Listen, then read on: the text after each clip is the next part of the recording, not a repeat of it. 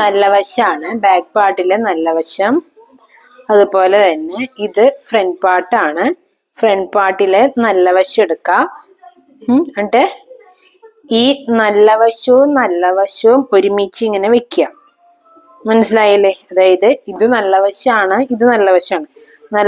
നല്ല വശവും ഇങ്ങനെ ഒരുമിച്ച് ഇങ്ങനെ വെക്കുക.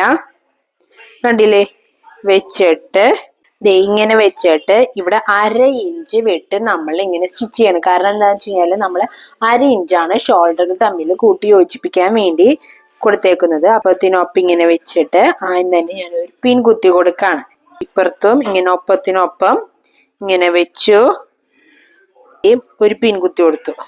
ഇങ്ങനെ 1/2 ഇഞ്ച് അടയാളപ്പെടുത്തി എന്നിട്ട് നമ്മൾ ഇങ്ങനെ സ്റ്റിച്ച് ചെയ്യാണ്.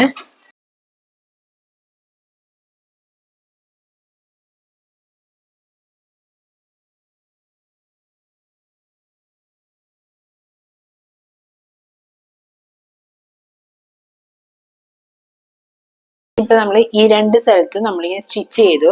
നമുക്കിത് പതുക്കെ ഇങ്ങനെ നിവർത്താം. കണ്ടാ? പതുക്കെ ഇങ്ങനെ നിവർത്തി നോക്കുമ്പോ കണ്ടാ കറക്റ്റ് ആയിട്ട് നമുക്ക് കിട്ടിയേക്കണ കണ്ടാ? എഡ്ജ് കറക്റ്റ് ആയിട്ട് നോക്കി ഒരേ ലെവലൊക്കെ തന്നെ വന്നേക്കണ കണ്ടാ? ഈ രീതിയിലാണ് കിട്ടി. ഒന്നെങ്കിൽ 1/4 ഇഞ്ച് ഗ്യാപ്പിൽ നമുക്കൊരു സ്റ്റിച്ച് കൊടുക്കാം. ഇല്ല എന്നുണ്ടെങ്കിൽ നമുക്ക് ഇത് ഹെമ്മിങ് ചെയ്യാം.